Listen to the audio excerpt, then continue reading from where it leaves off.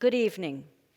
Welcome to the Clergy Roundtable of Naples United Church of Christ. My name is Sharon Harris Ewing.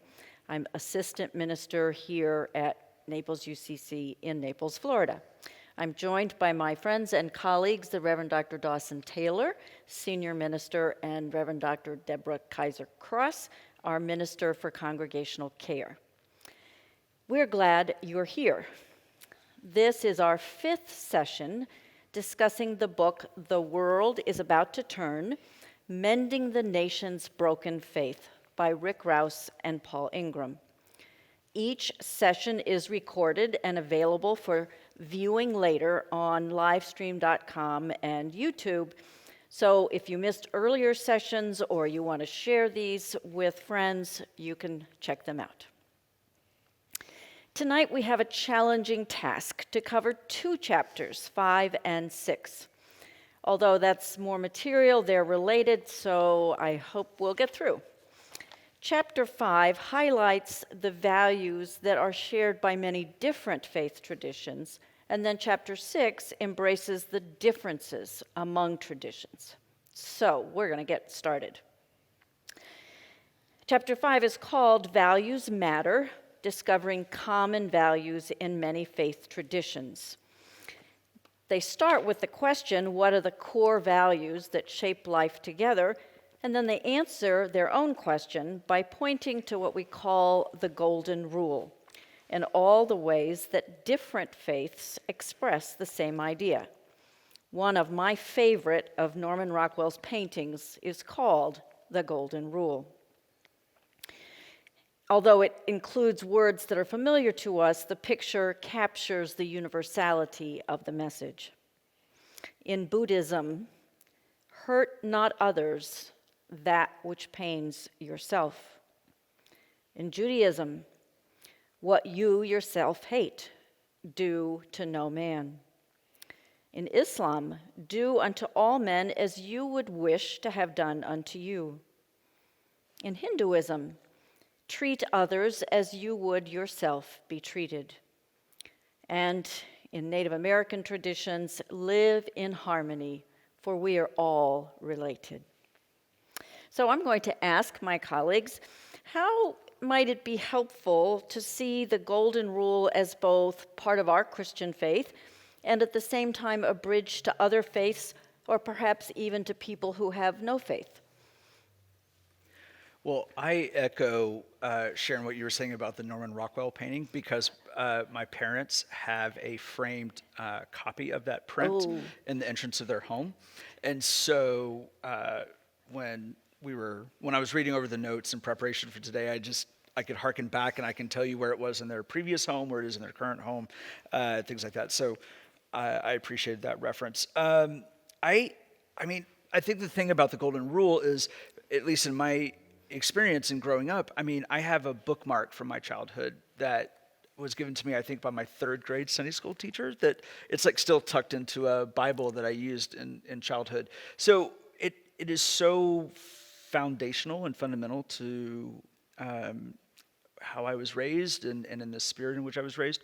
I do think the authors do a tremendous job that was helpful to not push me, but to remind me, I think, and to kind of nudge me perhaps, that there are connections to the other faith traditions. And so, I think this book also does a great job of reminding us about the importance of interfaith and ecumenical, both relationships and conversations and dialogue. And so, sometimes you can get to those conversations and think, what do we have in common? Mm-hmm. And so this was, to me, a good reminder of, okay, here's a foundational thing from your childhood, on, that there is commonality with other traditions. And so it was just a good place to be reminded that when I get to that, and I sometimes have that frozen moment of, where do we start? This is a potential starting place. Mm-hmm.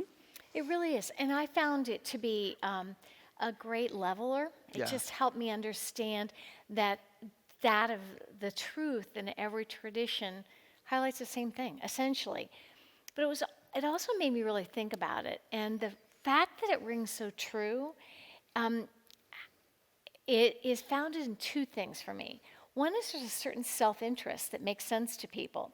Like, oh, if I treat others this way, they're going to treat me this way. Or it appeals to our own personal interest. So that's number one. But I think the important piece is it also appeals to the community, the sense of community and the community interest. So that if I do this, it will create a more perfect community and vice versa. And so it was both the self and the community in balance for me with both of these and in every tradition.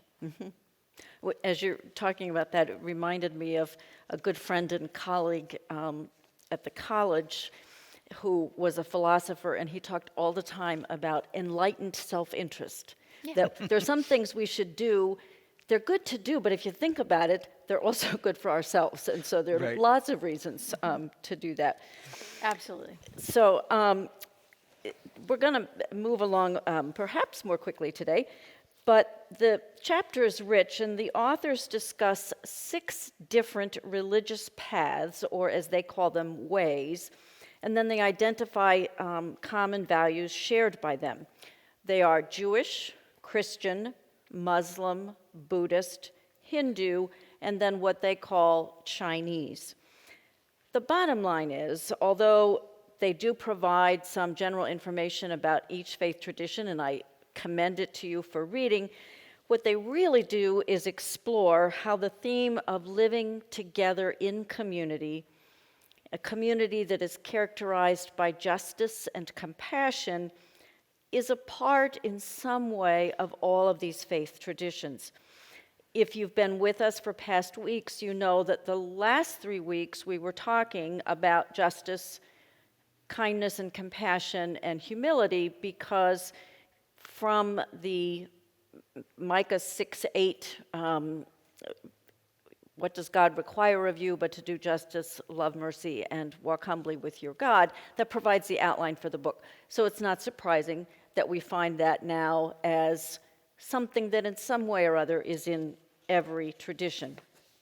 So very quickly, the prophets, Micah, but also Amos and Isaiah and others, really insisted that what God requires is community, justice, compassion over everything else. Again, religious obligations, legal obligations, political loyalties, and justice has to do with the right treatment of all human beings, compassion, suffering with others and resisting injustice, and a community that recognizes the interdependence that we all have.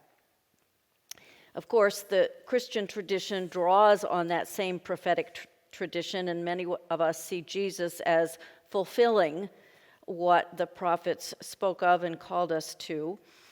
In this book, the authors talk about Jesus as having taught the narrow way of living as compared to a broader way that is sort of more conventional culture. And they point out, as many authors have, that Jesus was in many ways counterculture, that many of the things that he taught went against the norms and mores of his time. And so we're used to them, but we have to remember that his hearers probably found them somewhat surprising and thought-provoking. They point out that in Islam, justice and compassion are the most frequently occurring words in the Quran, and there is a great emphasis on the oneness or the unity of God. In discussing the Hindu way, they mention and discuss at some length not just justice and compassion, but they introduce the concept of nonviolence, and that knowing from our experience that all life is interdependent, that's the source of a just and compassionate mind and nonviolent interaction with all human life and non-human life with which we share the planet Earth. Of course, the best known of the people who lived a life of compassionate nonviolence is Mahatma Gandhi. In the Buddhist way, they talk about the fact that In many ways, there's not a lot of interest in justice per se in Buddhism, but that there is a movement that's happening of socially engaged Buddhism, which does try to engage with systemic structures. And then finally, the Chinese way is a balanced harmony that addresses the question of establishing just and compassionate community as well. So, when you were reading all of these different religious ways, and at least if you're like me, learning some things you didn't know before, what did you find most interesting, most helpful, perhaps most challenging? I found the Chinese way the most interesting and challenging because for me it was very new, especially comparing Taoism to Confucianism. And the whole concept of the yin and the yang, the yin being the yielding, nurturing, and the yang being the assertive, sorry, is that the right? Yeah, Yep. the hardness. And it made me really think a lot about the two complementary ways of living life. And then it took me to Richard Rohr, who we're going to talk about later, who's always talked about the balance between the both and of life, that everything is always balanced. And that nature always tends to seek a balance. And so for me, that explained it really well. It was surprising. Yeah. It's interesting that the Chinese way also caught my attention, but for a slightly different reason than Deb, in part because I had not, I guess in reading that I've done on world religions, I had not heard authors or an author refer to it as, quote, the Chinese way. So when I got to this chapter, I thought, well, okay, where are they going with this? But it made so much sense. And to kind of group the really the Eastern way or some Eastern ways of thinking was actually really helpful. And the way that they did the compare and contrast, I really appreciated. Because I will confess that is, of many weaknesses that I have, that is one where I really have to write things down or go back and remind myself about which tradition belongs to which group of people and what are the tenets of that faith tradition. So I appreciated this. I thought it was a really good summation chapter. The one I think you were asking about, did you ask about least helpful, or I had another note in Most here. helpful, least helpful, most challenging. Yeah, the challenging one, I would say challenging not in a negative context, but challenging in the sense that I'm just constantly reminded of how much we have in common with our Muslim brothers and sisters. And yet, they're just in our culture today, our global culture, there seems to be this division or animosity between Muslims and Christians, and I mean I know where that's rooted, and yet I seem to not understand it so often. But there just is so much really in common in every major world religion. I mean, you take those major faith traditions, and there's virgin birth stories, there's creation stories, there are these themes that you find, but you also see so much in common between us and our Islamic brothers and sisters. And the only thing I would add to that is I appreciated the fact that they did go beyond Judaism, Christianity, and Islam, because I think we've at least gotten to the point in this country where we recognize those are three Abrahamic traditions and that we need to learn more about each other. But in the world that is so increasingly diverse, we need to go beyond those three. And so the fact that they included others, I thought was really important. Deb, were you going to add? I was just going to say that I was also challenged by both the Hindu and Buddhist way in terms of what lifestyle looks like, in terms of just paying attention to sentient beings and do no harm. And I had a friend who is a Buddhist, practicing Buddhist, and we were in Haiti together, and I mean, if you've been to Haiti, you know there's a lot of crawly creatures everywhere. And she had such utmost respect for each cockroach she met. The rest of us had a really hard time with that, but she took it very seriously. And so that's a Interesting. challenge for me. So when I see a silverfish in my kitchen, I think of her. Yes. Well, this is perhaps tangentially related. In the sections on Hinduism and Buddhism, they discuss the concept of nonviolence, not just Yes. toward Yes. non-sentient beings. But in varying degrees, a lot of faith traditions at least affirm the value of nonviolence. And the authors also point out that there's always existed in human history injustices so terrible, so destructive, so inhumane, so senseless, so deeply rooted in human nature that nonviolent compassion seems an irrelevant method of confrontation. So I have two related questions. On the one hand, this value of nonviolence, and on the other hand, the reality of human sinfulness that has created some awful situations and injustices. How exactly should the practice of nonviolence be related to the equally important requirement that we've been talking about for several weeks now for justice in individual and communal relationships? How do you put that together? Well, when I was looking at Hinduism and Buddhism, I went back and I looked at the five, what were they called? The 5 precepts of good conduct. And I'll just repeat them. Don't injure any sentient being.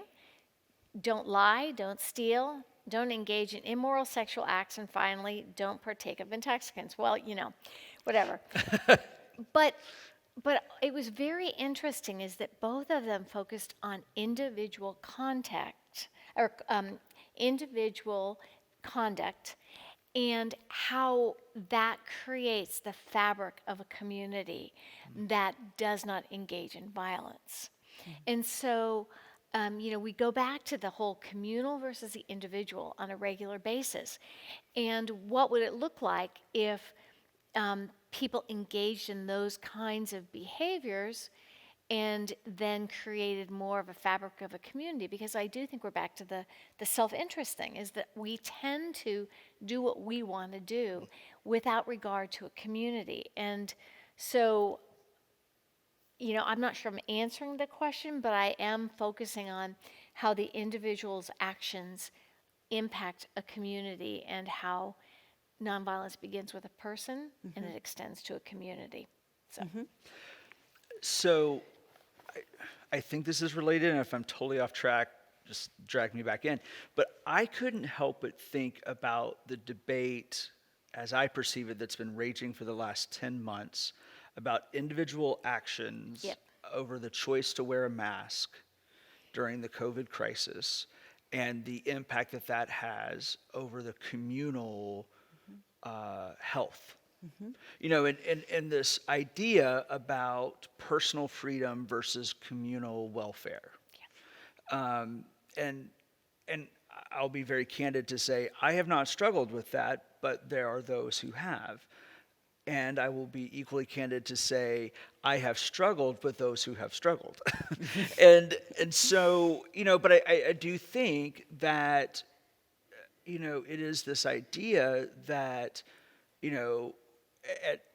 at some level, we have to give up some amount of personal freedom for the welfare of the greater good or the communal good.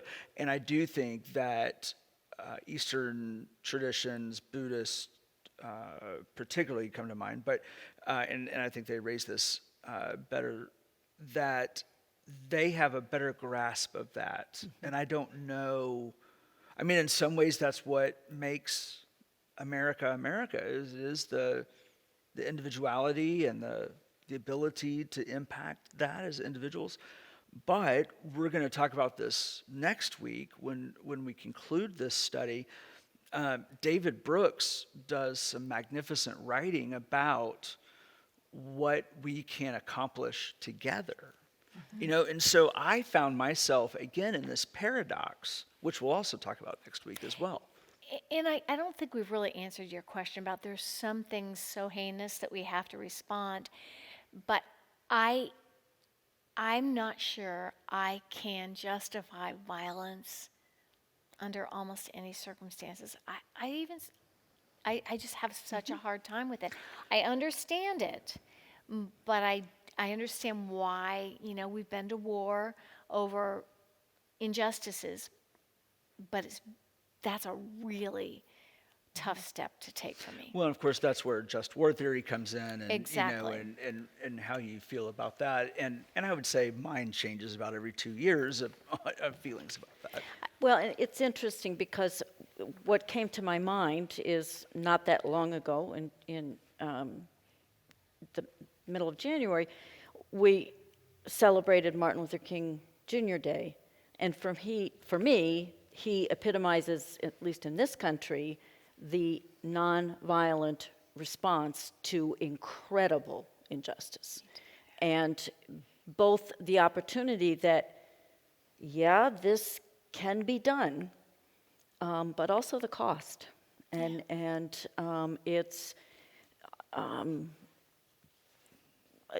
if we take our faith as seriously as that, sometimes there is a great cost.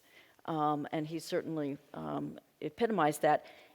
And at the same time, with you, Deb, I know there are times, and the one that certainly will come to everyone's mind is the Holocaust and the absolute need to end what was happening, and there was clearly no other way.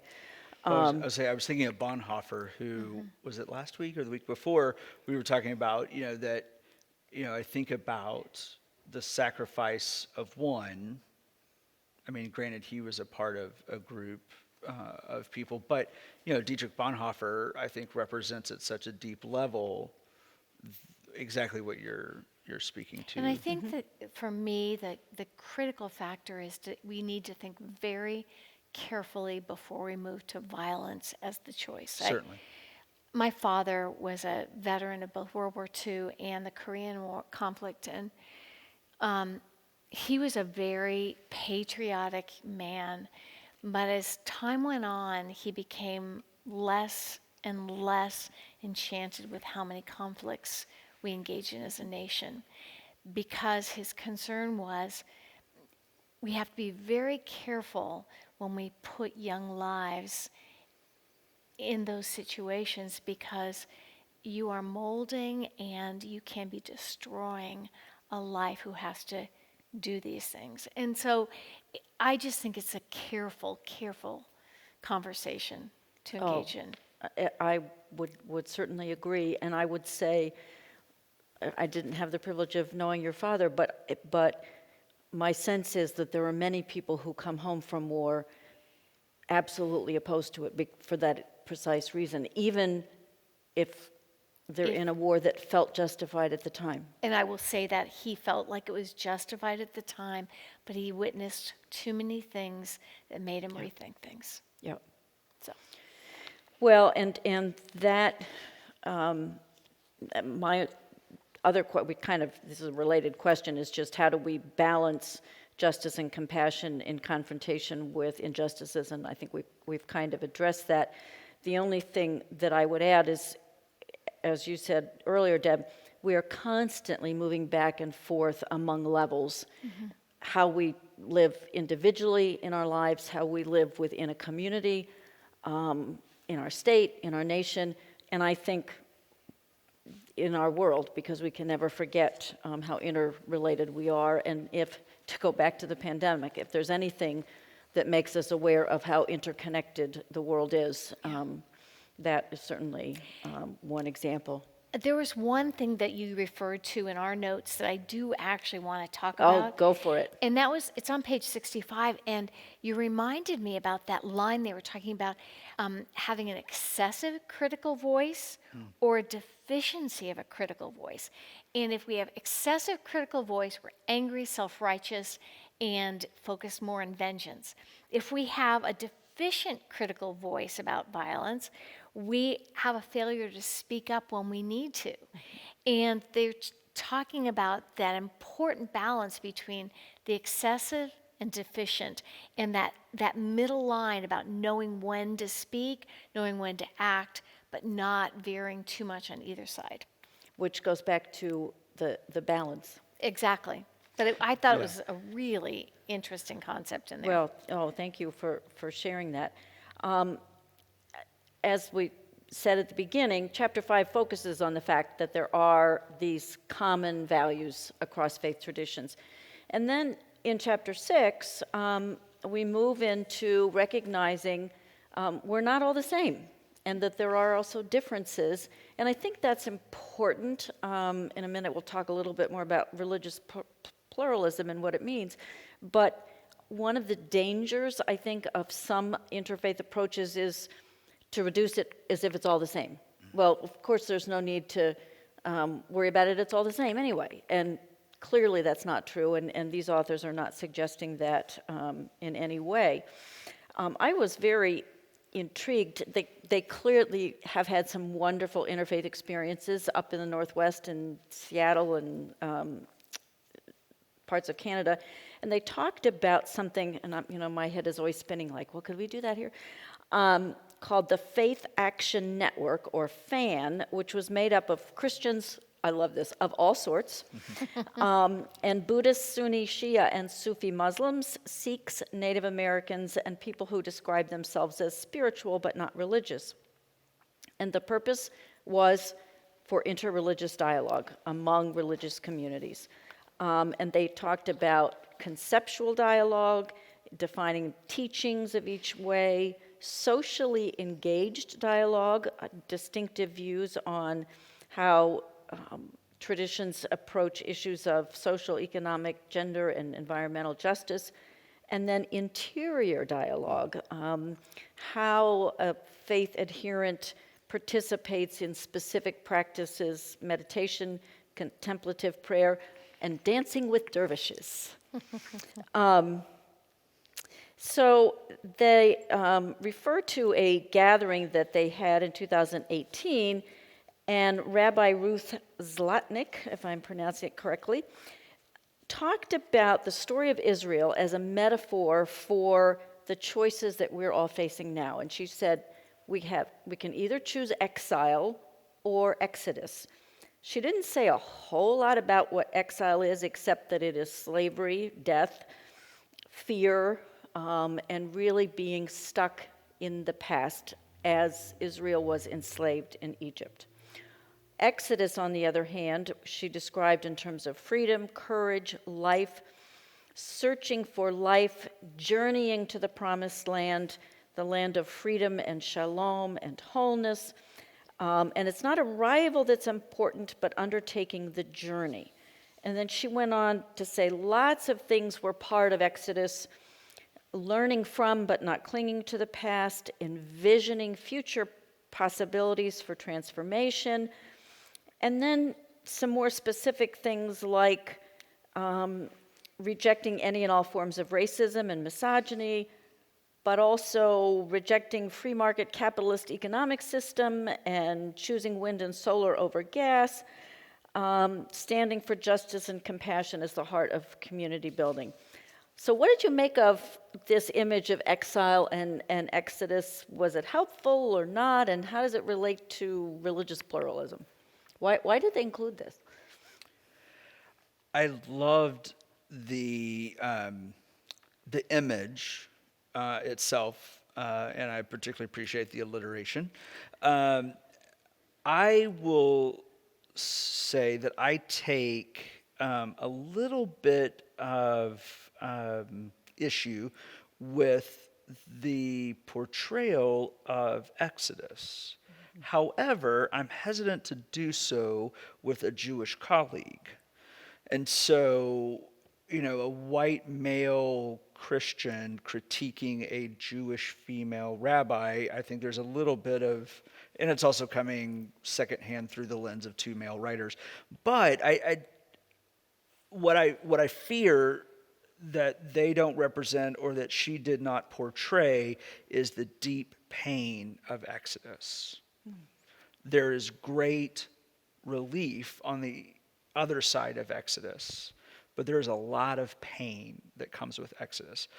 I would say, not that it's a contest, there's more pain in exile, but there's deep pain, and there's a lot of there are a lot of decisions that have to be made in Exodus. And I felt like that was not referenced. But again, perhaps Jewish context versus Christian context, I think, can be a major explanation there, and how the story is told and perceived. I actually think the metaphor works. Yeah. The specifics may not make sense as much. So the metaphor of exile is, I mean, if you think about the Babylonian exile, which is where, the Israelites ended up in slavery, with captors, unable to go back home, separated from their loved ones, it gives you this sense of being stuck in this place you don't want to be. Totally understand that. But then you're talking about Exodus, which is that freedom, the metaphor of freedom and newness and new life. But if we remember the Exodus story, we remember that they were super excited about getting out of Egypt, but then they started complaining about all the changes they're going to have to go through to get to the other side, to the promised land. So I think it's not as simplistic as that. Exodus is a beautiful image, but it's not without its problems. So now, related to religious pluralism, for me it's that, yes, we want to, I want to embrace a religiously pluralistic mindset, but it means I have to change some of my thinking. It's not as easy as suddenly saying, oh, I love this is amazing. I have to rewire my brain about some of the things I've been taught and change my mind about some things. So, long explanation. No, Short but question. it's helpful, and I would tie together what you've said, Dawson, and what Deb has said, in the sense of some of the pain of Exodus is letting go of those things that have been important to us and changing our minds. So I think those are very complementary points of view. I think what tripped me up a little bit I love the concept of journeying, because that's, for me, life is a journey and not a destination, as they say. And I think we do constantly have to let go of whatever past is holding us back in order to move into some new future that God intends. What I struggled with was when she apparently, and I really appreciate your cautions, Dawson, about I don't want to be critical of her, but I'll be critical of what we read. Right. That some of it, like the economic systems and wind and solar power, my concern is when we start down that road, it makes it harder for people to join, because it begins to sound like it's a political platform, and you have to join with us, and we all have to agree about these things. And I don't think that's ever going to happen. And so I think the notion of being open, of journeying, of learning and letting go and moving forward are helpful. But if we start making it, well, you got to have this perspective on that issue or something, that's going to become a stumbling block in my mind. Yeah, I mean, I think one of the things that Deb was saying that really struck me, she didn't say it, but what I heard was, it's really difficult. I mean, religious pluralism is really difficult. It's difficult work, it's a difficult lifestyle, in the sense that you really have to reach beyond your homogeneous group. And it's rewarding, I believe, and have experienced, but it is difficult. And so I think, to Sharon, to your point, and what I'm hearing you say is that then you add a whole nother layer or additional layers of complexity and difficulty on top of it.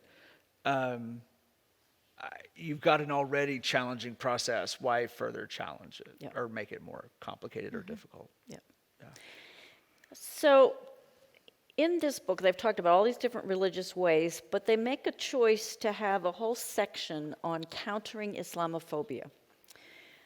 They provide some information to counteract negative stereotypes and stress the ways that the core of Islam is positive, that Islam means the act of surrendering to God's will, and a Muslim is one who surrenders to God's will as measured by the Quran and the Sunnah, the stories about what Muhammad said and did.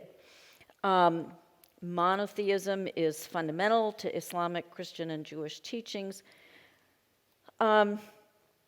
Why do you think they thought it was necessary to have a whole special section on Islamophobia, and how does that inform us here in Southwest Florida, or just what do you do with that? It stuck out to me that that was a conscious choice to put that in here. Well, I mean, I think it's kind of obvious. Ever since 9/11, there have been theories floating around about what Islam is, and I don't think most of us had much education about what Islam was until that. And so then we're flooded with these negative stereotypes of Islam. And so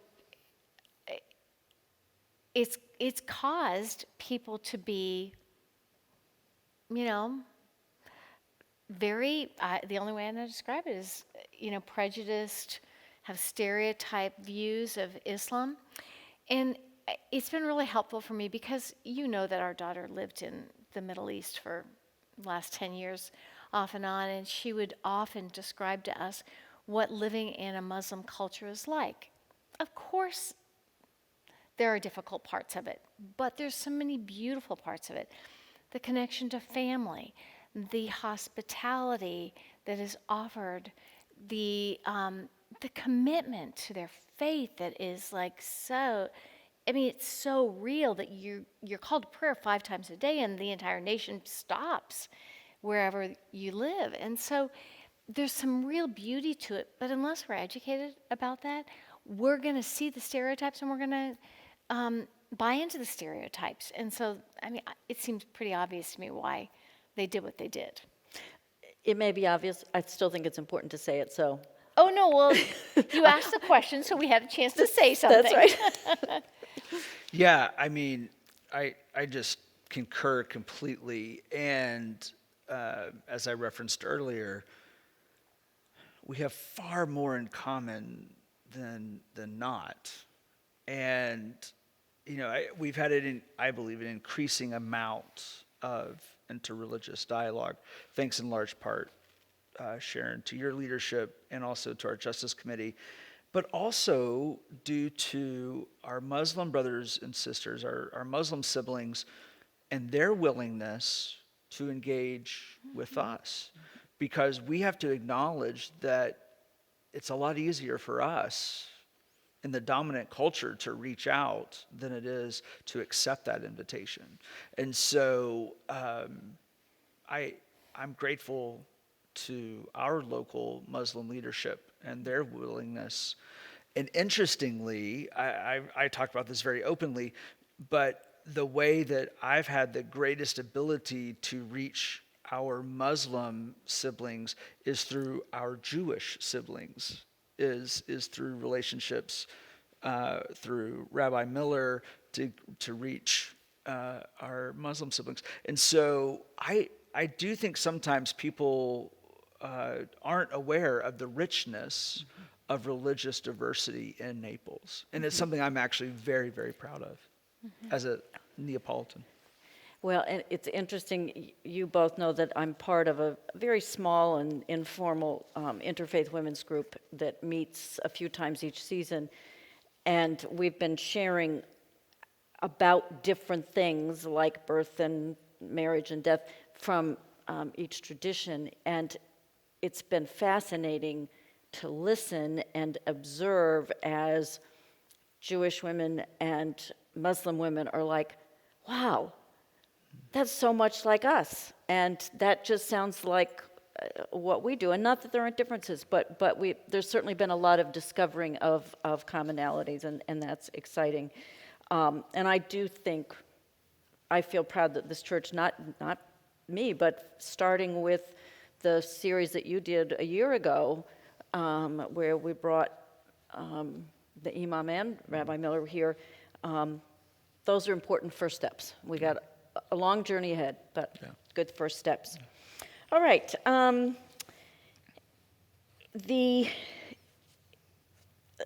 We've got this religious pluralism and trying to figure out what to do with it. And one of the things that these authors lift up is the work of Richard Rohr and a recent book called The Universal Christ: How a Forgotten Reality Can Change Everything We See, Hope For, and Believe. Rohr makes the radical suggestion that God can hold together people of faith from a diversity of backgrounds, and believes that we are on the cusp of a 2,000-year-old paradigm shift from Judaism and Christianity to embrace of what he calls the universal Christ. And there are some passages: when everything is reconciled in him, God will be all in all, from 1 Corinthians. So he posits this idea that Christ actually can hold together everything. And they say this is not heresy or universalism or a cheap version of Unitarianism. This is the cosmic or universal Christ, who always was, who became incarnate in time, and who is still being revealed. What do you think? What do you think of this vision? Is it helpful? Is it problematic? Is it just too deep? It is deep. It is deep. Yeah. I agree. Richard Rohr, I get his daily devotional every day, and there's some that I'd have to read 10 times and still not understand. So this is a lifetime of work for him. But what it did do is it took me back to my seminary days. You know, I went to a Quaker seminary, and I learned a lot about the Society of Friends, as they're actually called, and George Fox. We studied George Fox, and it reminds me a lot of their concept of the inner light, who is really Christ within us, among us, and beyond us, and recognizing that inner light helps us see that of Christ, that of God in every human being. And so for me, it was kind of just hearkening back to what George Fox had already said 400 years ago, that universal sense of there is one who brings us all together, and it's universal. Have either of you read Rohr's book? I have not. Universal Christ. I mean, I've read a lot of Rohr, but I've not read that book. Because I know we were having a discussion recently in one of our clergy team meetings about studying a Richard Rohr book, but I couldn't remember if I have not either. I just, yes, Rohr is deep. He's wonderful, and he says very little that I disagree with. I think where I grapple with this idea, this very deep idea, is the Christian concept of Jesus and of Christ, and how that applies to other religions.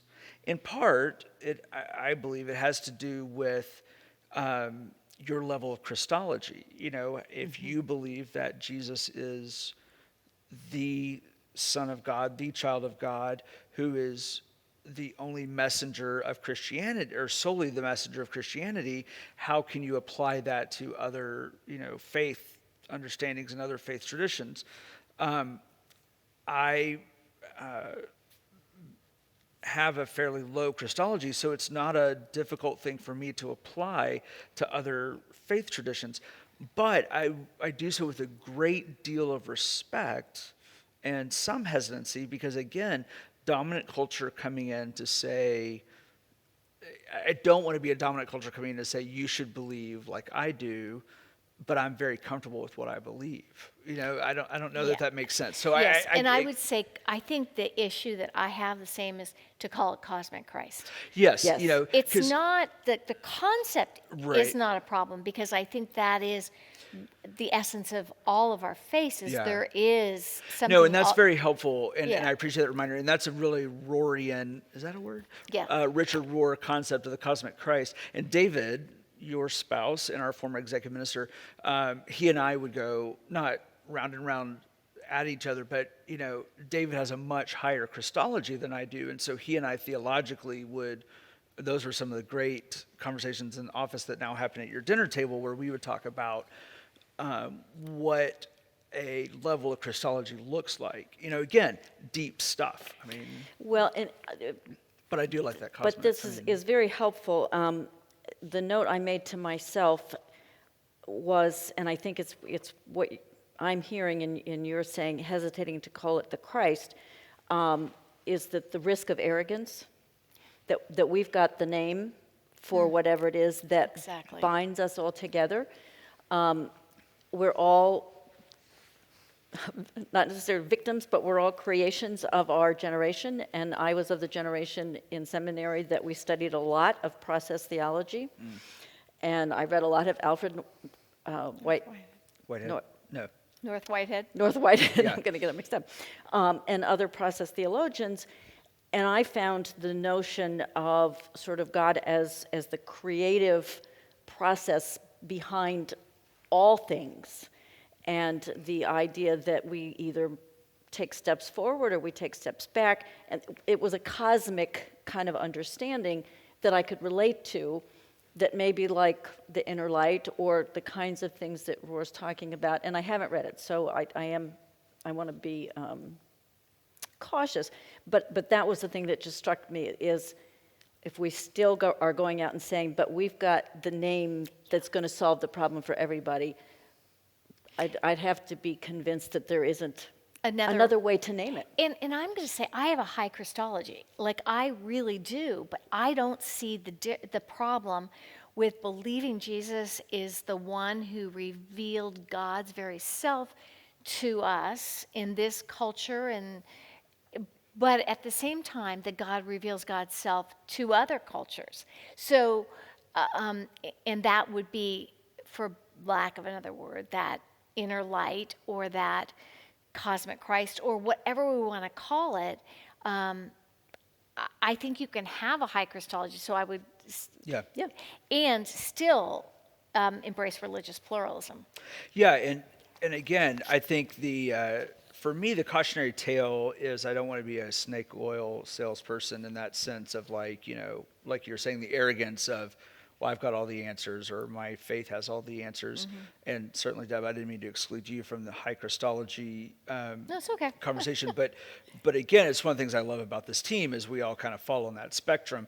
And I also keep thinking also, you talk about the process theology. I had a very strong liberation theology professor at Perkins, where I went to seminary. And so I'm also thinking in my mind about, in the gay and lesbian community, those who want to tell people this is our understanding of Scripture and of God that you need to understand. But I'm also thinking about it as best I can through the lens of a feminist perspective or a womanist perspective that, frankly, you're not portraying either. And so, I mean, I'm just trying to keep that in balance also, because I think where some of my probably hesitancy is coming from, I wouldn't want to do that to other religious traditions or understandings that has been done somewhat in the name of the Christ, the Christian understanding of God. So I'm going to keep us going, because I Yeah. think this is going to come up again. We're talking about religious pluralism. And I said at the outset some things that it isn't. And they're very clear. It's not just another word for diversity. It's not what they call debilitating relativism. It's not universalism. It is a fact of existence that we have multiple religious perspectives. It is an attitude, a theological orientation, a theoretical construct. And it's become more and more important because religious communities are no longer as isolated as they were. You all know, I don't know that others would have any awareness, but back in the 90s, I did my dissertation on preparing teachers to teach religiously diverse students, and saying teachers should know something about the religions that children are bringing into the classroom to be good teachers. That was before 9/11. If anything made that more true, that that event and all of the things that have happened since make it true. We need to understand about each other. So it is engagement with, but not abandonment of differences. It's about dialogue, and the goal is not to reach agreement, but to develop relationship. Now, what I think is interesting, and this goes back to kind of what we were talking about, is they say that this is perhaps more challenging and more imperative for Christians, given the strong exclusivism of traditional claims about the historical Jesus as the Christ of faith, a theology of religions, of which pluralism is one option, is a strictly Christian enterprise. Non-Christians do not normally encounter religious diversity or pluralism as problematic in the same way as Christians. Our Christian history is not too good. We have had frequently theology that says all other faiths are false, and we have seen everyone else as in need of conversion, and a long history of not listening to or affirming and learning from non-Christians. So would you agree with them that living in community with religious pluralism is more difficult for Christians? How do we reconcile that traditional exclusivism of Christianity with a religious pluralism as an option, as a theological construct? I think it is more difficult, more challenging to live in community as, I think it is more difficult for Christians. I think it's even more difficult as American Christians. I think we bring an added element to it. And again, we talked about it, I think it was the first week, and we will talk about it next week, the last week, about Christian nationalism. But I think we bring that added layer. And then how do we reconcile it? I think it's a conversion experience. I mean, I really believe you have to have a heart and mind and ears that are open to the willingness to be in a more pluralistic mindset and society.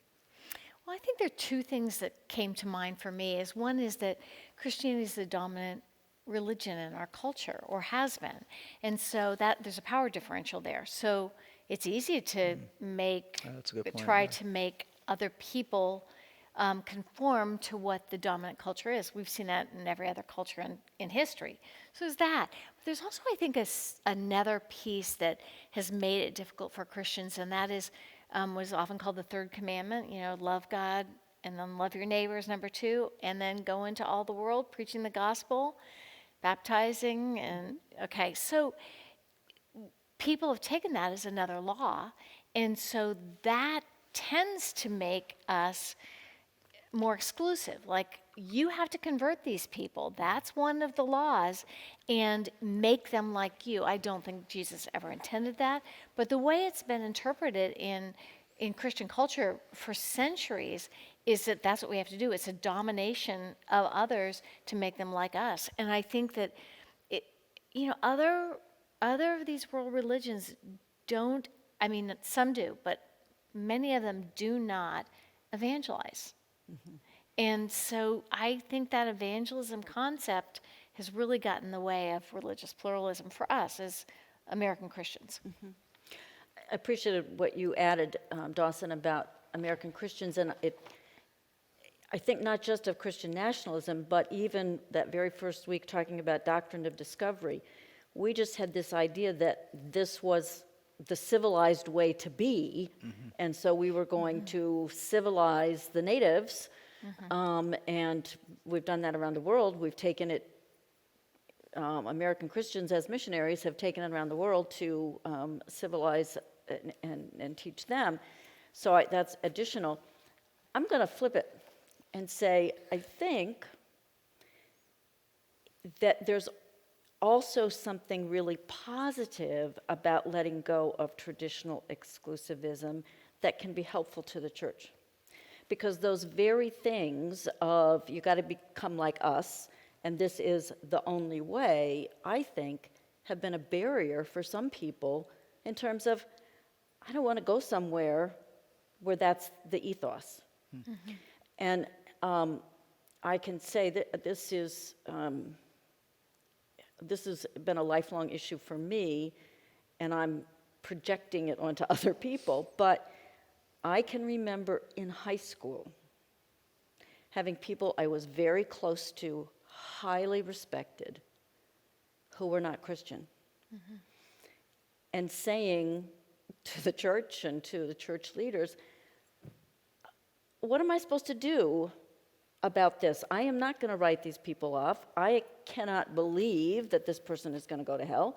So I got to figure this out. And then, when you write your ordination paper, you got to figure out what you're going to do. But I do think that there are people who are turned off by the exclusivism of the church and would actually find what we have to offer in terms of meaning and strength and spiritual practice valuable if they didn't feel like we were the group in town that wants to convert everybody else. So I'm going to find some hope in that, maybe. Yeah, and demographics tell us that particularly younger generations, some Xers, but definitely millennials, have no value in exclusivity.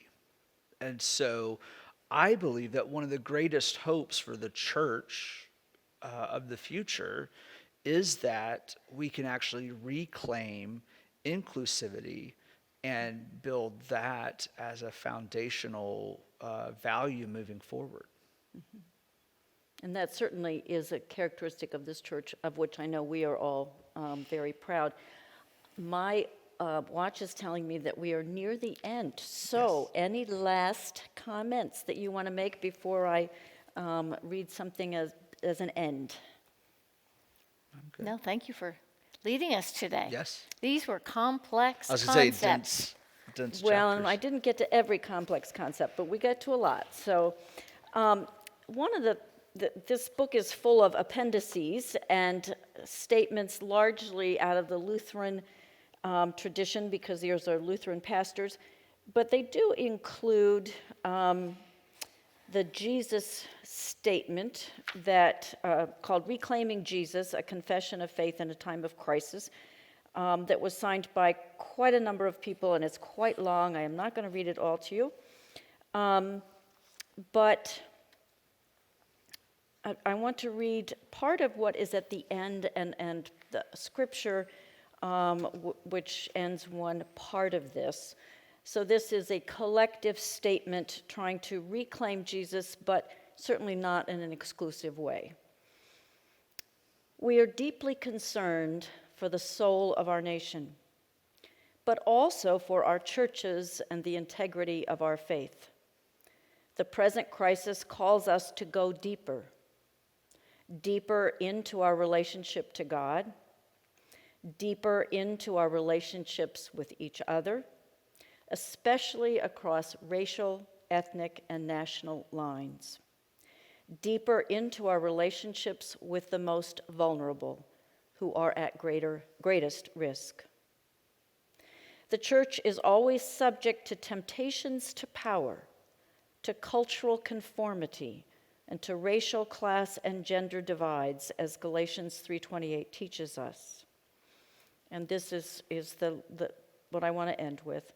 But our answer is to be in Christ and to not be conformed to this world, but be transformed by the renewing of your minds, so that you may discern what is the will of God, what is good and acceptable and perfect.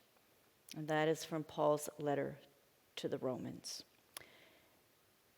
Thank you for being with us this evening. We hope you will return next week for the last of this series on The World is About to Turn.